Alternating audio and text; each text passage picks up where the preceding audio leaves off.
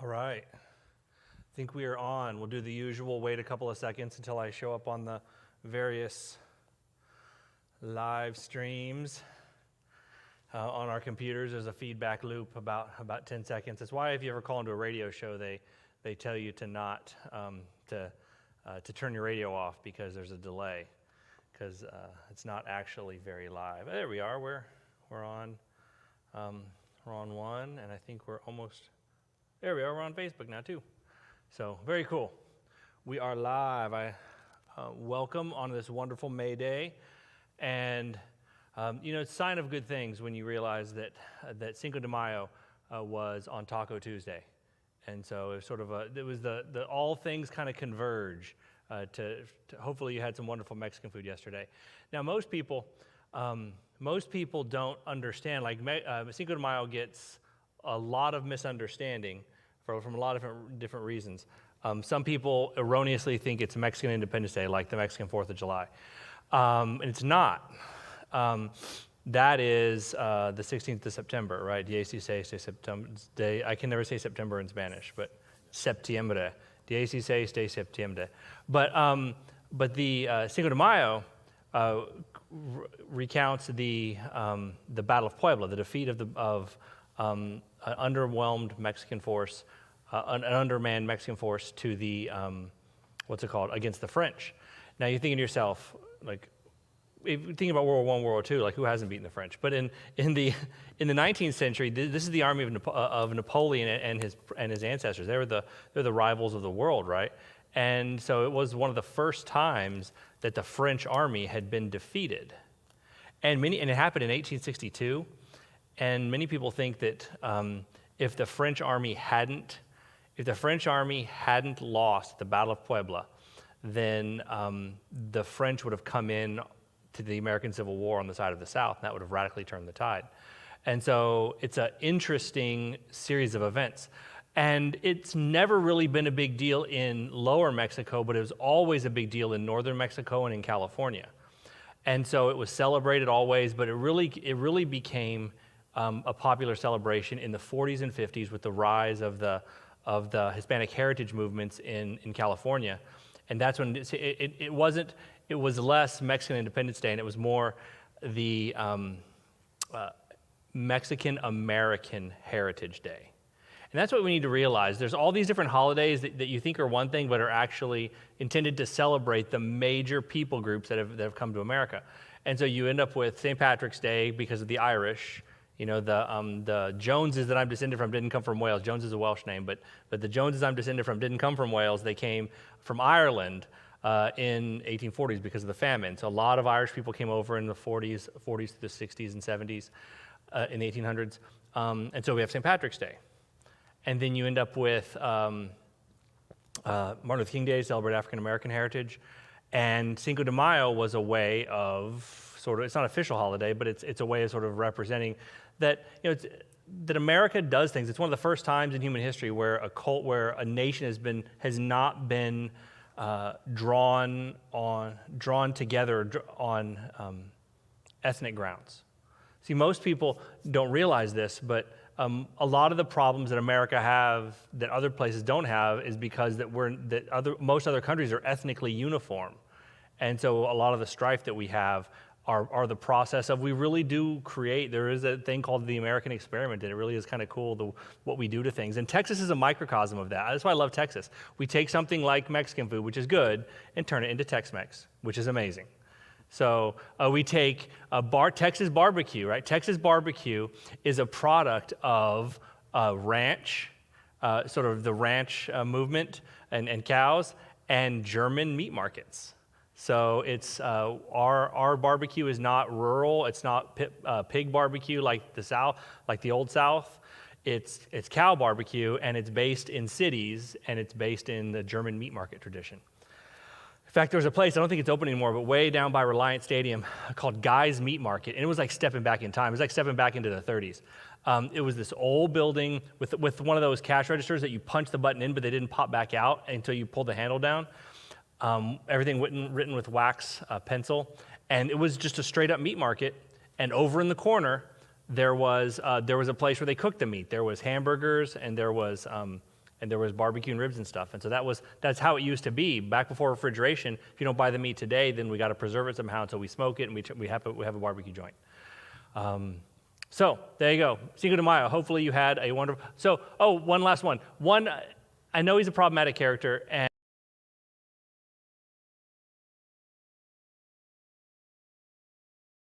a holiday that happens in the fall that most people don't realize the full significance of. Columbus Day. Columbus Day is one of those holidays that's recently kind of gone by the wayside because of certain civil rights things that Columbus is accused of. But most people don't realize that it's not just celebrating the supposed founder of the New World. It's actually Italian American Day. A lot of Italians came to America in the late 1800s, early 1900s, and he was kind of their icon. In fact, in Italian Catholic communities, you have what's the great charitable men's fraternity in Catholic communities? The Knights of Columbus. So he's a symbol for Italian Catholics. And so it's not just, it's one of those complicated symbols. On one hand, it represents this, on the other hand, it represents that. And so don't think of Columbus Day, think of it as Italian Americans Day and all of that. So, man. Yeah, fascinating. Your brain, Wikipedia is just, do you just know all this off the top of your head? That's the question. Yes, I do. Yeah. I just like knowing stuff. You know stuff. My wife laughs at me because I'll watch movies with Wikipedia open. And so I'll pause it to verify various historical events. I just like knowing history. And Gotcha. So it's just fun to kind of put it all together. Those Myers-Briggs tests, personality tests, Myers-Briggs has fallen by the wayside in favor of that new Enneagram, pentagram thing, which I never understand. And if you're into it, I'm sorry, but go for it. But the Myers-Briggs thing has always been I'm sure it says something about my personality that I prefer. They should have a personality test based on which personality test you prefer. And so, if you're an Enneagram, well, that means you're an Enneagram kind of person. But I'm a Myers-Briggs person, and one of those. So it's a series of binary oppositions: E versus I, extrovert versus introvert, S versus N, intuitive versus sensing. So do you prefer your truth presented to you? Do you want the big picture first and work down to the details, or do you want the details first and work up to the big picture? And I am a hardcore N. I want the big picture first. And because of that, once I have the big picture, everything else is I feel like sometimes my brain is just a series of buckets. That's why I go off on these tangents, because I pull out the Cinco de Mayo bucket and I get there's other buckets. It's connected to other buckets like other American holidays, and I can go talk about it. So forgive me for the rants, but hopefully it's that's awesome. It's enjoyable. Hey, we have greetings from Oregon. We got someone watching from Oregon. From Oregon. Is it the Kingwells? I'm not sure. I can't tell by their username.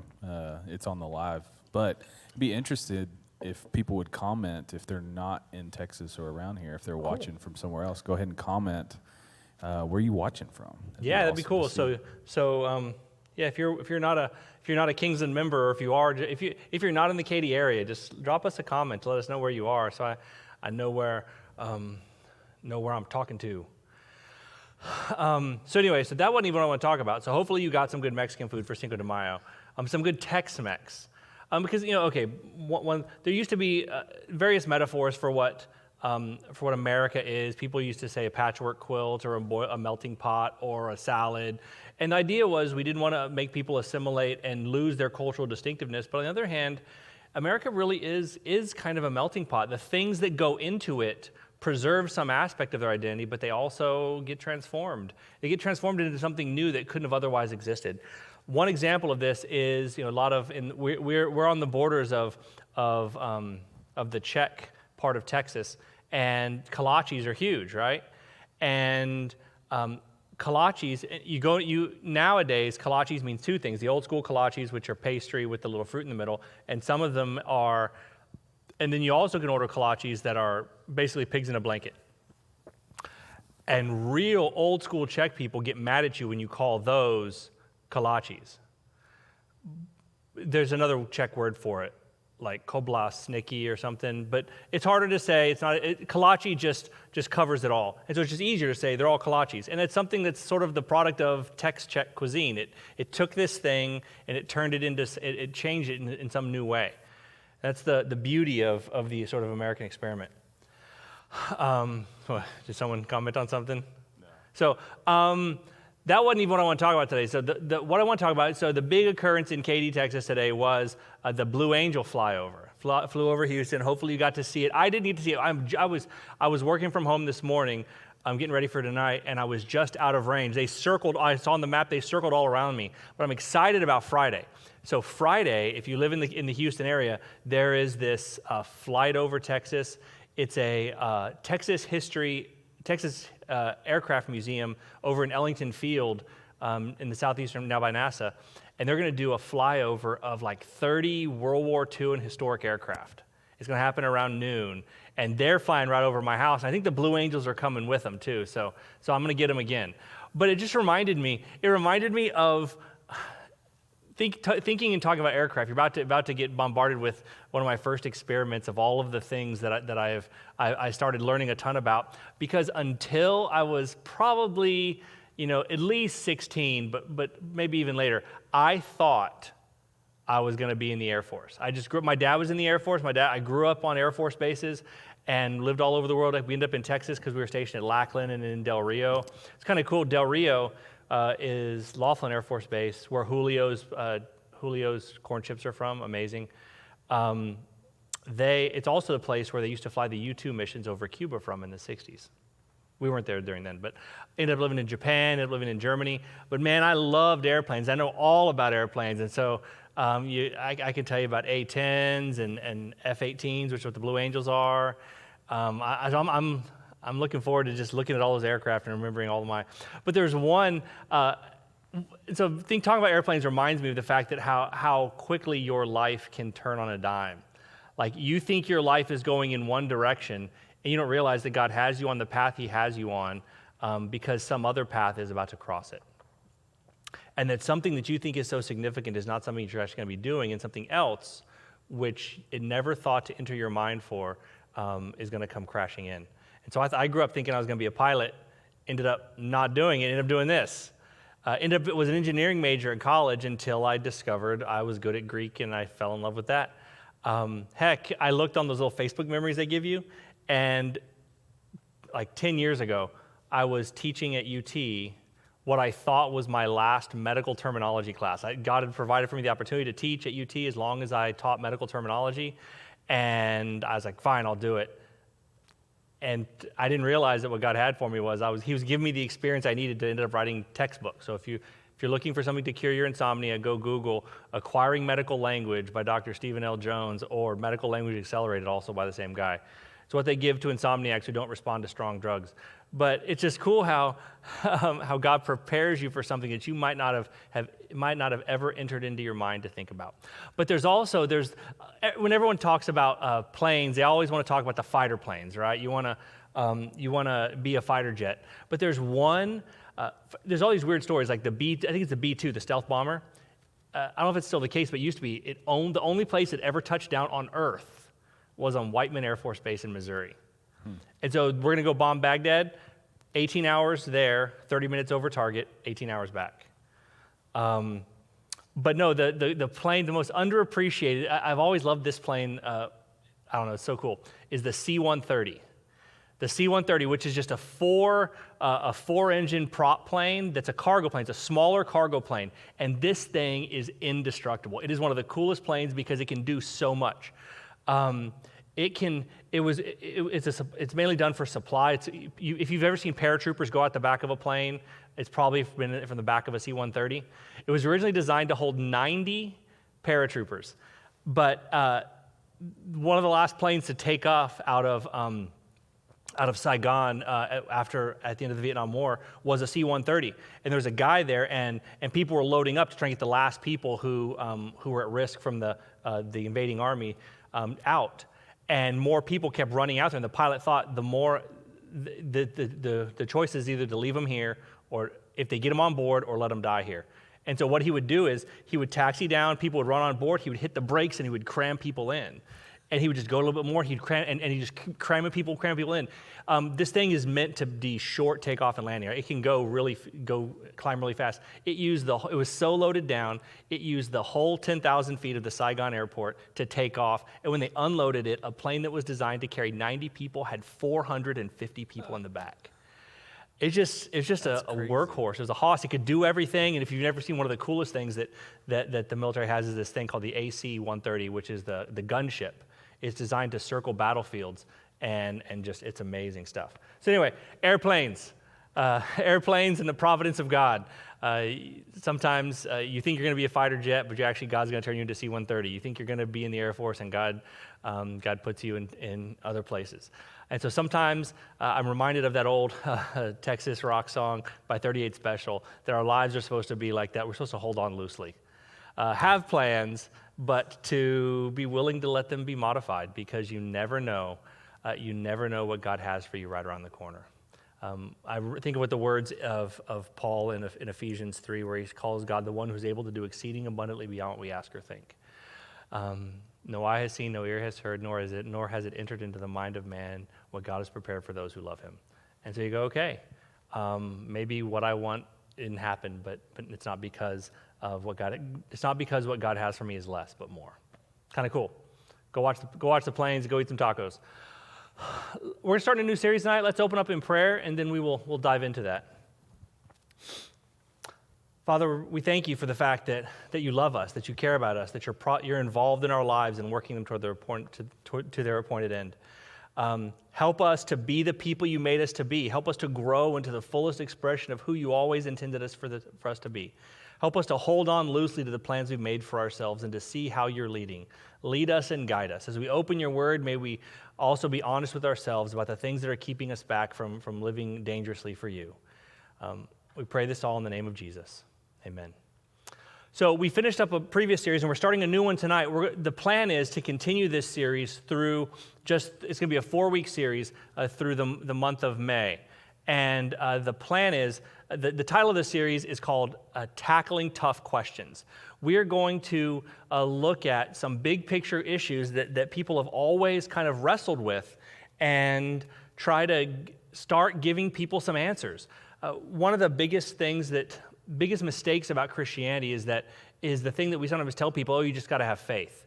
Yes, faith is important, but faith doesn't mean believing what you know ain't so, and faith doesn't mean closing your eyes to problems that you have. Faith is actually in partner with your reason against your emotions and your anxiety. Faith is holding on to what you have believed and accepted to be true, even when it doesn't feel like it anymore. That's what faith is. And one of the biggest problems sometimes is we're afraid to ask questions. We're afraid to pose the questions. And so what we're going to do over the next 3 weeks, I have 3 big picture topics that we're going to talk about over the next 3 weeks. One's going to be the problem of evil. We're going to do that tonight. Then we're going to do the problem of the hiddenness of God. And then the third one is going to be the problem of religious disagreement. If God is real, how come evil exists and bad things happen to good people? If God is real, how come I can't see him? If God is real, how come all the religions disagree? If God was real, couldn't he make it just easy and we all believe the same thing? The last week, the fourth study in this series is going to be kind of a little bit of a free-for-all. We're going to have people, some of you have already sent me your questions. We're going to deal with a series of little questions or smaller, easily addressed questions. And so some of you already sent them to me. If you have other ones, or maybe we'll have some available in the comments, but email them to me at sjones@kingsland.org or leave them in the comments here. And what is the question that you've always wanted to ask? Not for the purpose of causing problems or causing difficulties, but it's something that's keeping you from being a more deeply committed follower of Jesus. That's the real thing. See, because there's nothing wrong with doubt, but the truth is there are 2 kinds of doubt. We sometimes talk about we attack doubt, but the truth is we need to be clear about that. So 2 kinds of doubt. The healthy kind of doubt is humble. It really is doubt. I don't know what the answer is. I is willing to be wrong. Is actually seeking an answer and realize they don't have it. So humility says, I don't know the whole story. I could be wrong about this. I want an answer. I'm going to go looking for it. Healthy doubt is convincible, is willing to listen to answers given. And healthy doubt is honest. It states all its claims, and it says, this is what I'm looking for, and this is why I'm looking for it. But there is a kind of unhealthy doubt. That unhealthy doubt is arrogant. It's not really doubt. It's actually being firmly convinced, and you're just trying to bully people with difficult questions. It's stubborn. It's immovable. Instead of looking for answers, it refuses to move. It uses doubt as a smokescreen to be immovable. It's unconvincible. The moment you answer one question, they come up with a different answer. It's not about finding answers. It's about finding reasons to not believe. And ultimately, it's rebellious. It uses doubt as a reason to live however they want. Remember, we talked about the resurrection. The historicity of the resurrection is such a well-grounded fact that no reasonable person would doubt it except for two things. One, it's an extremely unusual event. And two, if it happened, you have to change the way you live your life. And most people don't want to, so they look for a smokescreen to do it. Now, the truth is, most of us are a blend of both. It's hard to be truly one or the other. All our healthy doubt has a little bit of unhealthy, rebellious, sinful doubt too, and just the opposite. But we need to be free to ask our questions. I've told you before that one of my things is I think that the Sunday after Easter, the Sunday before Easter is going to be Palm Sunday. The Sunday after Easter should be Doubting Thomas Sunday, because that's when the encounter that Doubting Thomas has with the risen Lord. That's when it happens. Be free to ask your questions. I don't know how many times I've sat across the table at Starbucks or at Rudy's or other barbecue joints or hamburger joints, having conversations with people, and the conversation starts like this. They say, I need some help because I think I'm losing my faith. I think I'm losing my faith. And okay, tell me about it. What's going on? What's on your mind? And the question almost invariably is, one, it's the question that we're having today, but it's normally some hard question that they're struggling with. I just have a hard time with, I've seen so much evil in the world. I've seen so many bad things, or this one person, this really bad thing happened to him. I'm like, a good God wouldn't allow. Where is God in the midst of evil? Or I don't think God exists because evil exists. I don't know how that works. I just have a hard time believing that a good God can exist in the face of things like the Holocaust. And my first answer is always the same. My first response is always, and I'm not saying this to be flippant, but I actually believe it. I say, you're not losing your faith. You're gaining it. This is how you gain your faith. You lay your cards on the table and say, I want to know the truth. And here are my issues. Here's why I don't think what you're telling me is true. I need the bigger picture. I need the whole story. I need a better answer. The answers that I have aren't cutting it. That's where faith starts. And most of us are playing a game with Christianity. Most of the Christianity that we were sold as children or as teenagers was basically the fire insurance version of it, right? So buy this, make this agreement, make this intellectual assent, and and you won't have to go to the bad place when you die. But Christianity is so much more than that. And when you realize that answer is so incomplete, and you start looking for other answers, then you start asking the questions. What is that is keeping you from being a true and deep follower of Jesus? And so that's what we're going to do. We're going to try and tackle them. And I think the biggest one we're going to do tonight, and we're going to try and do it justice, is the problem of evil. It might be the most important question. I think it's the only real question. It's a huge question. It's the question that everybody has answered all the time. And it's a difficult question to wrestle with it. So what I hope to do tonight is to give you some stones to walk on, put some stones in your shoes. I don't know if I have the whole answer, but to show you that the Christian answer is probably the best. It's probably the most full and complete and deep and true to human experience. Because it's the question we all have. Why do bad things happen to good people? It can be phrased in a couple of different ways. It can be the question about why doesn't God stop? If God exists, how come he doesn't stop bad people from doing bad things to good people, like in the instance of Holocaust? It can be phrased in the terms of gratuitous evil, like or natural evil. Why did God allow a hurricane to come through and to drown so many people or to cause flooding or whatever? Why do these things happen? But before you can answer the question, you have to make sure you articulate the question clearly. Because the problem of evil is so deeply embedded in our look at the world that humans have always asked it. It's one of the most foundational questions. In fact, the oldest book in the Bible is the book of Job, linguistically based. The first book that was ever written down that we have in Scripture was a book of people wondering why why evil happens and why evil happens to good people like a guy named Job. And so before you can really answer the question, you have to make sure you articulate it well. It's one of those weird things. One of the biggest problems that we get dealing with the problem of evil is when we think we have an easy answer. When I was a college professor, I used to almost always provoke it because there is nobody who has a better and easier and perfect answer to the problem of evil than a sophomore in college or a freshman in college. Heard one guy say one time, "I hope one day to be as smart as college freshmen think they are."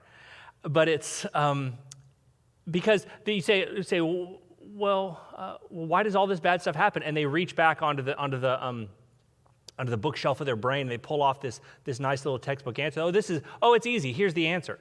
The truth is, it's not easy. You cannot really begin to answer the problem of evil until you don't just understand it in your mind or even experience it in your heart, but until you feel it, like sort of deep down where you keep your guts. Until you can actually be there, right? You realize that there are claw marks on the inside of gas chambers at Auschwitz, right? That there are, I saw a bumper sticker one time, and it's articulated it clearly. 10,000 people died of starvation. Why should God listen to your prayers? It's true. You can disagree with it, but before you disagree with it, realize that this world is full of a lot of bad stuff. Darwin said, right, the world is, nature is red in tooth and claw. You get Hobbes, who said that life is solitary, poor, nasty, brutish, and short. That people have a hard time with it, and until you have actually experienced it, it's hard to really have a satisfying answer. I thought about the comedian who said that when he first got started in comedy as a teenager, that all of his jokes were about going to the bathroom because at the age of 18, that's all he had done. And so it's kind of like that with the problem of evil. I always tell people, like, come back to me with that answer when life doesn't work out the way you thought. When you get hit by the truck, by the Mack truck of life, and your life will never be the same, and you don't know how you'll dig out of this hole, and you wonder where God is, come back to me with this answer. So that's the first thing. You got to articulate the question. So what is the problem of evil? And it goes something like this. Here are 4 statements that it doesn't seem possible that all 4 can be true at the same time. God exists. God is all powerful. God is all good. Evil exists. So which one of these has to be false, it seems, because they seem incompatible. Because if God existed, then he would want to do something about evil. If maybe he's not all powerful, right? Maybe he exists, but he can't do anything about evil. Or maybe he's able to do something, but he doesn't want to. Or maybe evil doesn't exist. And we know evil does exist because we experience it in so many different ways, from natural catastrophes to medical conditions to the violence we exact on other people. We know evil exists. And so we're like, okay, maybe the answer is maybe God isn't good, or maybe God isn't powerful, or maybe just God isn't there. Because I know that if I could help, I would have intervened in this moment. And why isn't God, who is supposedly supremely wise, why didn't he intervene in this moment? So this is the question. Find any atheist, any major atheist who's outspoken, and push them long enough to why they don't believe, and you will find this question. It is the question. And it's a good question. You shouldn't fault somebody for having it. This is a wonderful question. You answer this question or begin to seek answers to questions, it's going to answer so many other things. And this is where you find the Christian answer most satisfying. So before I give you the Christian answer, I want to give you a couple of other easy and wrong answers to the problem of evil. A couple of easy but wrong answers to the problem of evil. They end up denying one of those 4 things. And they all end up being, either different religions or worldviews or philosophies. So we're going to talk about this next week or a couple of weeks when we talk about religious disagreement. A lot of people say, there are many ways up the mountain. The picture is like we all start from different spots and we're all headed up different sides of the same mountain to the final destination of God. The picture is actually exactly opposite. We don't start from different places. We start from the same place. And that same place is our experience of the suffering of this world. This world seems to be full of suffering, and we all, like lost people who are brokenhearted and bewildered, set off in different directions trying to find an answer to this problem. Religions don't go all up to the same destination. They start from the same starting spot and head off in different directions. And so here are some possible solutions to it. So first off, you can deny God's existence. That's atheism for you. Evil exists, therefore God doesn't exist. The denial of God completely. Or you can, the middle ground is you could just deny God's power. This is one of the things that's the root of polytheism or paganism. The idea of having many gods. Real anthropologists studying world religions, any culture that's polytheistic, behind it is ultimately originally a monotheism. Polytheism and paganism was a way of mushing together multiple competing different gods. Like I'm a god, I worship this god, you worship that god. Let's not fight about it. Let's both worship both gods. But it's also a way of saying, of answering the problem of evil. Maybe evil exists because my God isn't all powerful. Maybe evil happened to me not because my God did it, but because that God did over there. And he doesn't like me too much, and he's more powerful than my God. It's also found in naturalism or materialism or science, or like an approach to science that says that science has all the answers. The reason why evil exists is because God isn't powerful. Ultimately, materialism or naturalism is denial of God's power. God doesn't intervene. God can't intervene because the laws of science are 100% exact. Like everything happens for a reason, and that reason is usually physics. And so it denies that God has power. It's also behind, maybe you've heard this idea of dualism. Dualism, it's most easily embodied in that picture, the yin and the yang, the black and the white little commas that are interacting. This idea that good and evil are perfectly balanced. And therefore, the reason why evil exists is because God isn't powerful to defeat it. This is what's behind the Star Wars worldview, which is it's dualism, and dualism is wrong for reasons we'll talk about. You can actually deny God's goodness. This is God's goodness in things like pantheism that says everything is God, like a world that says everything is part of God, and so God isn't good or bad. He's above good and evil. And you're mad at the cancer for killing the patient. Well, you should be mad at the doctor for killing the cancer because all is good and all is God. Deism is the same thing. Deism is sort of an enlightenment approach to God that says God existed, but he's this watchmaker that spun the world up and then he just left it running and took his hands off. It's sort of a blend of his power and his goodness. He's not powerful to intervene, and he's not good, doesn't want to intervene. And then this was weird. You can actually deny evil's existence too. Very few people do this, but some people have tried. There's a philosophy called idealism that denies evil exists. There's a type of theology Christian theology that tries to deny not that evil exists, but that we kind of deserve it. Like one of the most trite and most unsympathetic and wrong answers. If you ever feel like saying it, please just don't say this one. Is why do bad things happen to good people? Oh, well, read the Bible. We're all sinners. None of us are good. It's basically saying every one of us deserves it. And it's just cruel. It's denying that evil is really evil. It's treating evil like as if it's a good, like it's your punishment because you deserve it. But this is what's one interesting answer that most people don't realize. Buddhism. Buddhism denies the existence of evil. Or better yet, addresses the problem of evil in a radically different way. Most people don't know the origin of the story of Buddha. Buddha was a wealthy child, and he was kept behind doors so he could not be exposed to the horrors of the world. And one day he broke out and was going through, and he says he came across a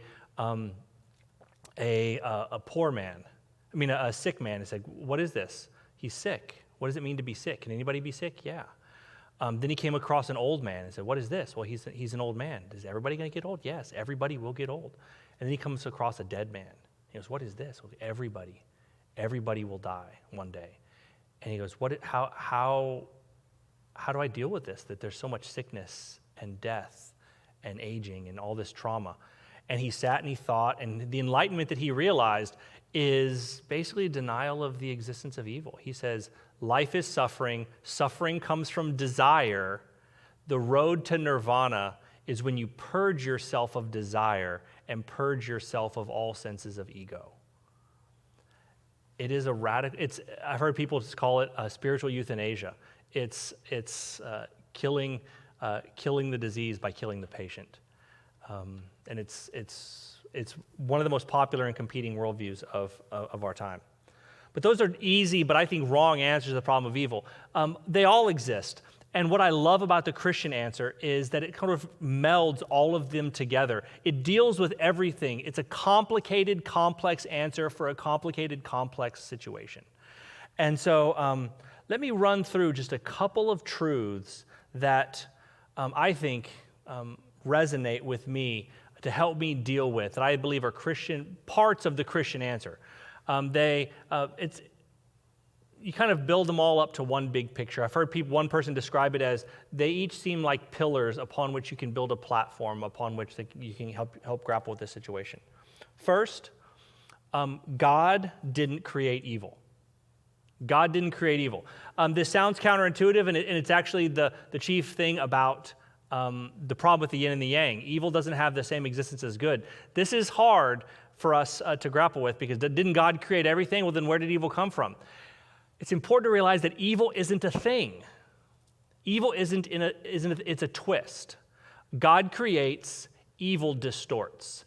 That's why in every single situation, every single sin is a distortion of some positive thing. It's a misuse of some good thing that God created, and it's now being used incorrectly. Evil is created as a possibility for our misuse of the freedom that God gave us. Freedom is a good thing. But the misuse of it is not. Thomas Aquinas, St. Augustine, all these great Christian thinkers have said, think of evil as a shadow, evil as a hole, evil as an absence. So good can exist without evil, but evil can't exist without good. God didn't create evil. Evil is a distortion. That's why when somebody is... God doesn't want to radically change your personality. He wants to redeem it. What does that mean? He wants to untwist all of the things that sin has broken. He wants to take all of your faults and turn them into the virtues of which your faults are the sinful distortion. God didn't create evil. Second, God hates evil. God hates, and not just hates evil, God hates evil more than you do. One of my favorite verses in the New Testament is Romans 1:18, for it says, "For the wrath of God is revealed from heaven against all ungodliness and unrighteousness of men who suppress the truth in unrighteousness." One of the most important ofs in the entire Bible. The wrath of God is poured out on the unrighteousness of men. It doesn't say on unrighteous men. It says on the unrighteousness of men. God hates sin. God hates evil. God hates unrighteousness. And the whole plan of salvation is to separate you from it. He gave you freedom out of his love for you, and his whole plan of salvation is he is going to pour his wrath out on all the wrong and evil in this world. And he has made a way for you to be separated from it. So that he can both be just, a defender of the oppressed, and a defender of those who call out to him, and a justifier. That's what Paul says in Romans 3, a just and a justifier of those who call on him in faith. And so God hates sin. God hates sin more than you do. So we want God to fix all of the gratuitous evil like the Holocaust and like abortion and like all of those things, but we don't want God to intervene in our own little petty sins. We don't want God to intervene there. But God does hate sin more than us. God just doesn't hate sin. God suffered evil. He doesn't engage in it from the outside. This is the hope of the incarnation, is that Jesus came and walked among us and experienced the worst that this world has to give. Hebrews 4:15 and 16 says, "For we do not have a high priest who cannot sympathize with our weakness, but one who has been tempted in all things as we are, yet without sin. Therefore, let us draw near with confidence to the throne of grace that we may receive mercy and find grace to help in time of need." that he lived a life. He experienced everything that the world had to give, and he experienced more than we did, and he suffered evil. He is not just an outside observer. He knows from the inside what evil is like. He didn't just suffer evil. God defeated evil. This is the hope of the resurrection. This is why, though we put crosses on Bible studies on stained glass windows, probably because it's more artistic, the hope of Christianity is the resurrection, that through God you have the death of death, that death doesn't have the last word. It's not this sad, melancholy story of a man who died who shouldn't have. It's a story of a man who was killed who shouldn't have, yet death couldn't keep him in the tomb. One of my favorite Easter verses, we never read it on Easter, but we should. Revelation 1, 17 and 18 says, "When I saw him, I fell at his feet like a dead man, and he placed his right hand on me, saying, 'Do not be afraid. I am the first and the last, and the living one. I was dead, and behold, I am alive forevermore, and I have the keys of death and Hades.'" He defeated evil. Evil has been defeated, and one day it'll be overthrown. John Donne, in his Holy Sonnets, one called "Death Be Not Proud," he says, talks about one day, death, thou shalt die. In the cross and the empty tomb, you have the death of death. God defeated evil. Next, God mourns evil. God mourns evil. This is one of the first verses that many people memorize because it's the shortest one. John 11:35, Jesus wept. It's important to know where Jesus wept. That's the healing of Lazarus. He wept at the tomb of a friend that he is about to raise from the dead. Why? Because he weeps at death. He weeps at sorrow. He weeps with those who are brokenhearted. The precious in the eyes of God are the death of his beloved ones. That's what the psalmist says. God mourns evil. It'd be easy to say, like a parent who knows the surprise, or like a parent who thinks it's no big deal and who suffered worse. I rubbed some dirt on it, get back in the game.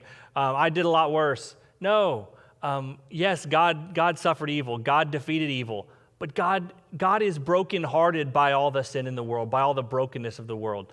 He looks at it, and he through Jesus, he weeps at it still, even though he has defeated and will one day overturn it. In the midst of all the brokenness, it still breaks his heart. All of that is good, but it doesn't deal with the fact that, well, what about all the evil that has happened? Fine, God defeated it, but what about all the evil that has happened and we still see around us? Here are a couple of additional things. One, evil won't wreck God's plan. Evil won't wreck God's plan. So Genesis 50:20, Joseph has been sold into slavery by his brothers. He's been accused of rape by his employer. He's been thrown into prison. He's been forgotten. And then finally, he comes face to face with his brothers after he's been exalted to this place of power. They don't recognize him, but when they finally do, they're worried he's going to exact revenge. And he says in Genesis 50:20, what you meant for evil, God meant for good, to bring about this present result, to save many people.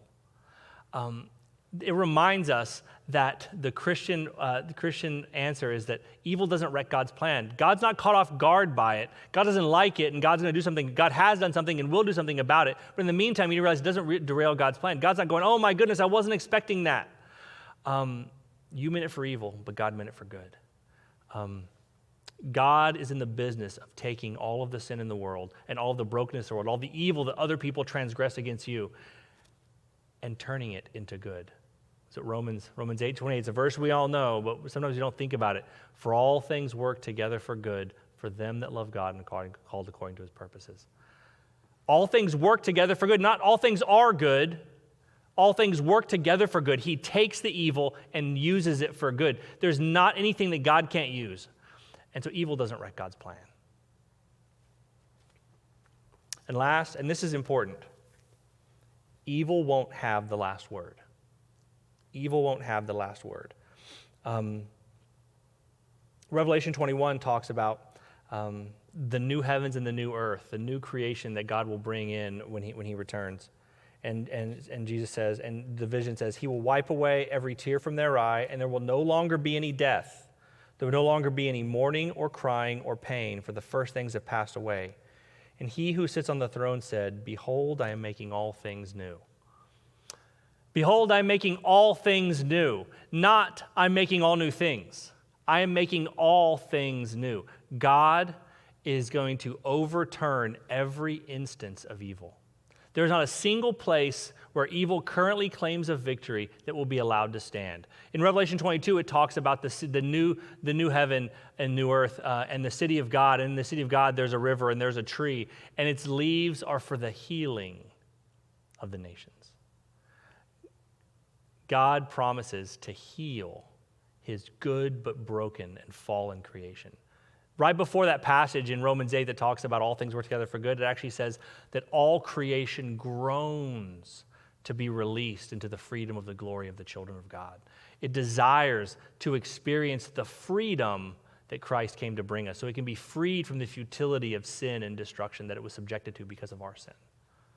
Evil won't have the last word. And this is important. In the famous book, Brothers Karamazov by Dostoevsky, one of the great antagonists in the book is talking about his problem with evil. Fine, God's building a utopia. God has a better world planned.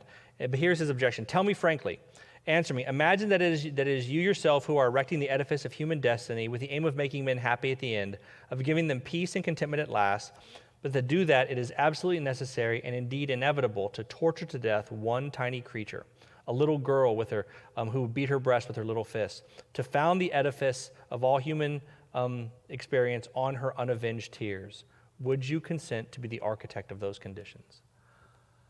Because that's the position we're all in. Fine, God's going to make this better world, but He's doing it on the backs of all of us. We're all that little girl. He's the evil of this world is crushing us. What do we do with that? And it's helpful. The Christian answer says, well, God promises that not a single place, evil has been allowed to give us freedom, but not a single place where evil currently claims victory will be allowed to stand. He will overturn every single one. He will wipe away every tear from every eye. There will no longer be any death or any mourning, and all things will be made new. So what are we left with? What do we do with that? How do we learn to accept that answer and live in it? Well, first, we realize we have to learn to trust. We realize the Christian answer is not one of giving you complete answer. We realize that God wants our trust more than He wants our understanding. Evidently, in the divine wisdom, it was better in God's eyes to not create a world where evil never existed, but where evil existed but was conquered. And that's the Christian story. Because there's all these things that wouldn't have existed if you wouldn't need courage, you wouldn't need hope, you wouldn't need faith, you wouldn't need all those things, patience, if evil never existed. That's why 1 Corinthians 13 it says, "These three remain: faith, hope, and love. But the greatest of these is love." Why? Ever wonder why the greatest of these is love? Well, because there's going to come a day when you won't need your faith anymore. When your faith will be made sight. And there one day where you will no longer need to hope anymore, because one day what you hope for will be realized. But there will never come a day when you don't need to love. But faith and hope aren't necessary in a world where evil never existed. And so God is morally committed to making the best of all possible worlds. And the best of all possible worlds is not a world where evil never existed, but a world where evil existed but was conquered. So learning to trust, but also learning to live in relationship. And that's the most powerful thing. The book of Job is fascinating because it's 40 chapters, and all through it, all this bad stuff happens to Job, and he's constantly he's counseled. The most of Job is people giving him answers to why he's suffering, and their right answer is given at the wrong time. They keep saying things like, hey, God punishes sin. God's punishing you. What'd you do? Maybe if you just repented, God would stop beating you up. And Job keeps saying, no, I didn't do this. I don't deserve this. I don't know why this has happened to me, but it's not punishment. It's a good answer to, Jesus never tells anybody who's suffering that they deserved it. He offers them freedom, He offers them love, He offers them healing, but He doesn't offer them a lecture. The dumbest thing, it says in the book of Job that they sit with Job quietly for 7 days, and then they began to speak. They open their mouth, and the rest of Job happens. But at the very end, God shows up and says, He doesn't say, here's the answer to why this happened. He goes, I'm God and you're not. And it's a big thing. And let's compare the two. God's not just a little bit bigger than you. He's much bigger. And there's an interesting thing that happens in Job. Halfway through, he ends his first lecture, and in Job 40, Job responds, Job 40, verse 3, "Then Job answered the Lord and said, 'Behold, I am insignificant. What can I reply to you? I lay my hand on my mouth. Once I have spoken, and I won't answer. Even twice, and I will add nothing more.'" And then God says, "Now gird yourself up gird up your loins like a man. I will ask you, and you will instruct me." Basically, Job goes, "Fine, you're God. You can do what you want. Who cares? I guess I'm nothing. I'm insignificant. I'll just shut my mouth." And God goes, No, I'm not done with you. Stand back up." He goes, "This isn't about you accepting that I'm bigger and you're smaller, I'm strong and you're weak. It's about realizing that I'm inviting you to trust me. I'm inviting you to enter into a relationship with me." And so Job tries to get out of it by just throwing up his arms and retreating the battlefield. But finally, at the end, in Psalm, after the next encounter, in Job 42, it says, "Job answered the Lord and said, 'I know that you can do all things, and that no purpose of yours can be thwarted. Who is this that hides counsel without knowledge? Therefore I have declared that which I did not understand, things too wonderful for me which I did not know. Hear now, and I will speak. I will ask you, and you will instruct me. I have heard of you by the hearing of my ears, but now my eye sees you. Therefore I retract, and I repent in dust and ashes.'" The thing that answers Job's questions, the thing that satisfies his soul, is not a series of answers. It's an experience of the living God. We're invited into relationship, and it's only then that that you find the true fulfillment and satisfaction that comes from this. I want to close with a poem, part of a poem anyway, written by a guy by the name of Edward Shillito, who was a minister during World War I, one of the greatest loss of lives in human history, one of the most bloody wars ever fought. And many people came back from there just radically changed. And he wrote a poem called "Jesus of the Scars." And it sort of encapsulates for me why the Christian answer is one of the most full-formed and complete and most satisfying answers to the problem of evil. "The other gods were strong, but thou wast weak. They rode, but thou dost stumble to a throne. But to our wounds, only God's wounds can speak. And not a God has wounds, but thou alone." Not a God has wounds, but thou alone. See, the Christian answer is not just a God who is empowered over it, but it's a God who entered into it and suffered the worst of it and now walks along with us to that time when we will see all things made new.